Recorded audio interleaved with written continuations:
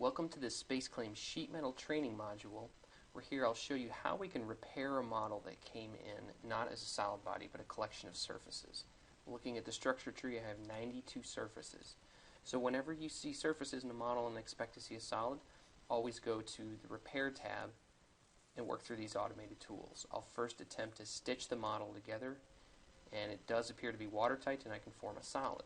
So the next step would be to go to sheet metal and convert it to sheet metal. I hit the convert button, click anywhere in the body, but the problem when I convert is that all the bends are not showing up in purple as they should, and I have a few flanges over here towards the top that are not being identified as sheet metal.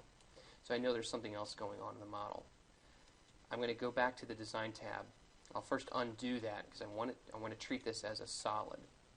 What you'll notice is some of the rounds that didn't get converted aren't in fact rounds, they're actually splines.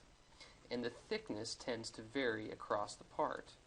And without knowing that the thickness varies, you can still go through these steps that I'm going to show you. 63 thousandths is the thickness on that edge, but if I go over here where there was a problem, I can see 60 thousandths. So I know there's a varying thickness, and that's a problem for sheet metal.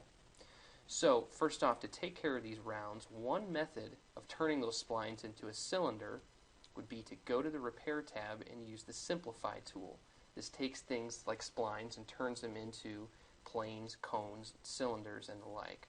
It basically identifies every area that it can convert splines into cylinders in this case. I'll click the green checkbox and that will convert everything over to a nice round. The next step would be to recreate this solid body and give it a uniform thickness.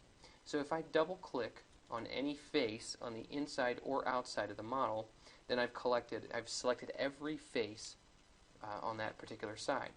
What I'll do next is copy this to the clipboard, then immediately paste it, and you see a surface body in the structure tree. Let's go ahead and delete the original solid body. I right click on it and say delete. So the next step would be to recreate this the solid body from the surface.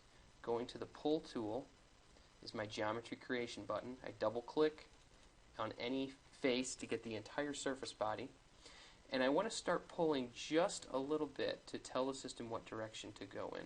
So I'm going to pull down ever so slightly to get a thickness, and then hit the space bar to pause that motion. Now I can type in any value I want. I'm going to call it 63 thousandths because that was the thickness of the majority of the body, and then I hit the Enter key.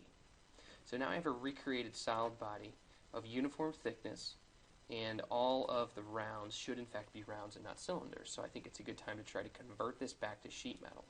I go to the Sheet Metal tab and say Convert, select any face, and now all the rounds, all the bends are showing up in purple, and all the tabs show up in gray as well. So now I should be able to flatten this out. Grab any planar face and say Unfold, and now I have an unfolded body.